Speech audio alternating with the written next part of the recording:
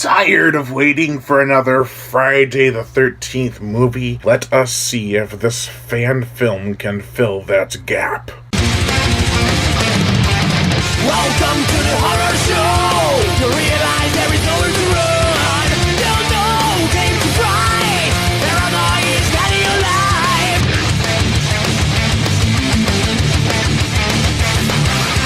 alive. Never hike alone.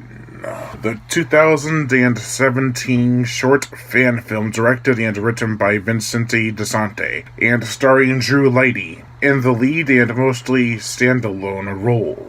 The plot: Kyle is a thrill-seeker who enjoys taking challenging hikes in the remote areas of wherever he wants to go. With his camera in hand and equipment in backpack, he makes his way up a steep terrain. He eventually finds a shortcut that leads him directly to a place known in legend as Camp Crystal Lake. While searching the area, he begins to make rather peculiar discoveries. It's almost as if someone has been living there. Soon he is attacked and narrowly escapes from a hulking beast who gives chase. The survival is on. It's hiker versus hacker. Jason Voorhees lives. Hell yeah, this movie is a high-octane, white-knuckled thriller. I love that Jason is pitted against only one character for a majority of this film's short runtime. It's a bold and daring choice, but damn it, does it work. The build-up is incredible. The first time I watched it, I was getting eagerly impatient. Around 25 minutes in, I got my fix, and from there my eyes were glued to the screen.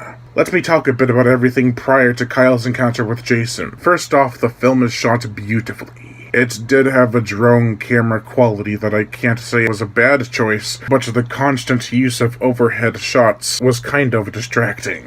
They eventually go away, and the rest of the locations are utilized visually very well. Kyle is a likable dude in the film. His character is charismatic, enthusiastic, and energetic. I love how he's trying to promote this shovel that has multiple uses, but he keeps on bad-mouthing it, but you just know it's gonna come back to help later. Vincente DeSante didn't only handle directing and writing, he played Jason, and he played the hell out of him. I loved every thunderous footstep he took. Each time his feet hit the ground, there was this loud thud that was oh so effective. The mask did look either a bit too small or too big for his head, and the makeup underneath the mask kind of reminded me of that fat Cenobite from Hellraiser. But I'm not complaining because it was creepy enough. Near the end of the short film, things got crazy. Never too crazy because it was still grounded in reality. Without spoiling anything, we do get a really cool character near the end that I was not expecting.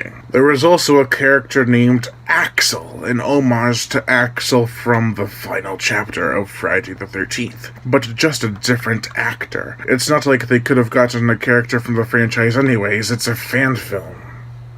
The gore, the effects, nothing all too impressive, I'm afraid. Don't get me wrong, the effects are fine for a low-budget flick, but there's just not enough of them. Every Jason movie, no matter how watered down or cut up by the MPAA, had blood and effects to behold in some regard, and then some. We do get a goopy axe to the shoulder, and a bloody chop to the chest, some stabbing, but nothing too insane. I think the injuries our main character sustains are more brutal than any actual kill. How could I not mention the awesome head-crushing sequence? It's awesome, for sure. The musical score! It's definitely got some creepy vibes, but more in a spooky ride or haunted house sort of way. The does make its presence heard, and the rest of the score isn't terrible. Let's just say the music could have been more effective, yet less overbearing. I still enjoyed it, though.